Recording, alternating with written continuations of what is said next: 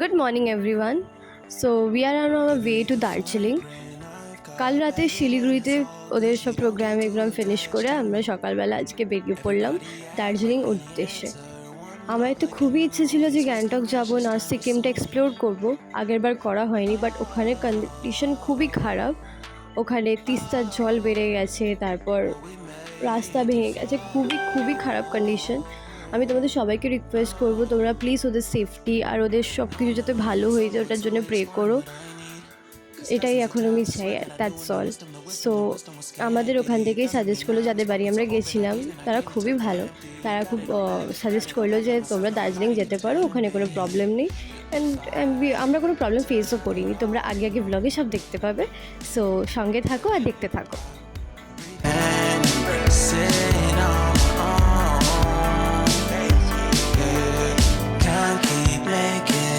From the pressure, lessons after lessons, had to question these glaring design flaws. Can't keep love built from বন্ধ হয়ে গেছে।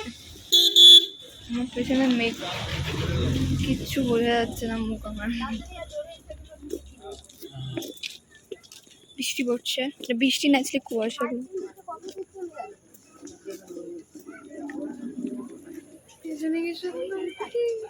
So এবার আমরা যাচ্ছি একটা ভিউ পয়েন্টে, আমাদের ফার্স্ট ভিউ পয়েন্ট দার্জিলিংয়ের যাওয়ার পথে। তো সুব্রতদা বললো খুব সুন্দর জায়গাটা। সুব্রতদা হচ্ছে যাদের বাড়ি আমরা গেছিলাম ওকেশনে, রাইস সেরেমনিতে, তাদেরই ড্রাইভার, অ্যান্ড খুবই একটা ভালো মানুষ। তো উনি বললো যে জায়গাটা খুব সুন্দর, আমরা যেতে পারি ওখানটা, খুব আমাদের ভালো লাগবে। সো চলো আমরাও দেখি, তোমরাও দেখো।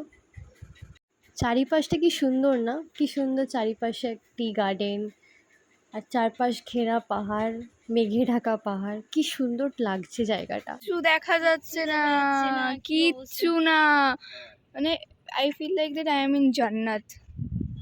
ওয়াও, কিছু দেখা যাচ্ছে না। আমি আছি তো, গাড়তে পারছি। চুপ থাকো। নিচে ওই যে মেঘগুলো দেখতেছিলা, ওগুলোই। কি সুন্দর না, মেঘ পাহাড় কি ছুঁয়ে ফেলেছে। মেঘ পাহাড় কোথায়, মেঘ কোথায়, আমি তো কিচ্ছু দেখতে পাচ্ছি না। a love song. No, I'm not only with solo, solo exploring what I need. It's dozens of times, I swear that I knew that the wisdom was candy. Doesn't mean I was broken, so open. I gave and I gave and I gave and I gave and I gave and I gave and I gave and I gave and I gave and I gave and I gave and I gave and I gave and I gave and I. And if I tear off alone. ও আমাদের গেলে ধরবে ভাই, নিচে কিচ্ছু দেখা যাচ্ছে না, কিচ্ছু না, মানে এক ফোঁটাও কিছু না। এবার যদি ভাবো এখানে মেঘ চলে আসে, কি করে গাড়ি চালাবা? এ বাবা, কেস খাইছে।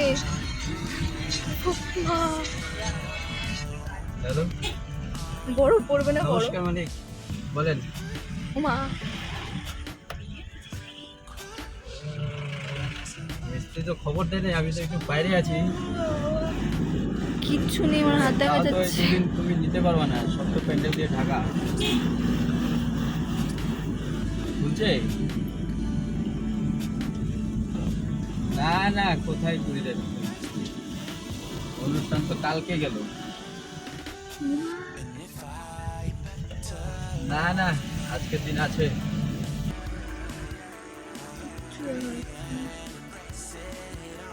গাছগুলো নিচে কিচ্ছু হয়েছে।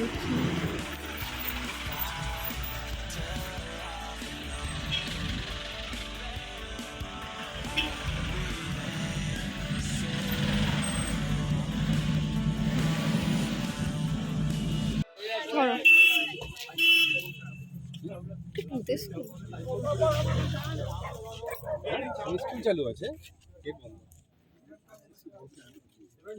এই ভূত স্টুডেন্ট পড়ে এখানে, আমি তো ভেবেছিলাম খালি স্কুল।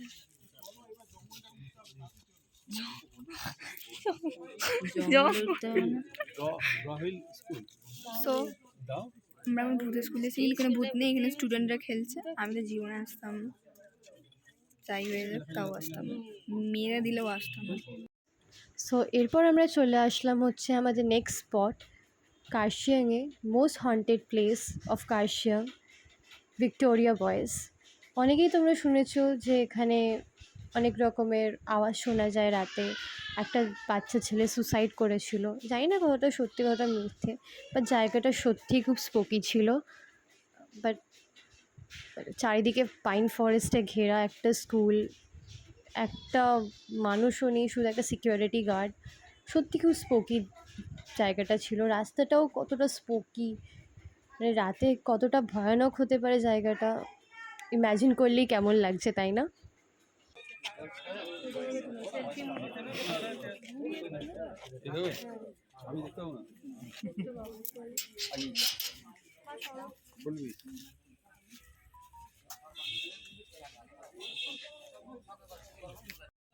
কি চড়াই ভাই!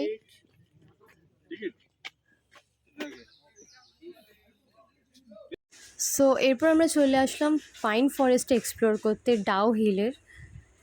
সো মানে জায়গাটা দেখে আমার মানে লিটারালি এমন এমন বোর্ডস লাগানো, ওপরে বড় বড় করে লেখা be aware Dow Hill forest, দেখেই কেমন একটা স্পোকি ভাইব দিচ্ছে।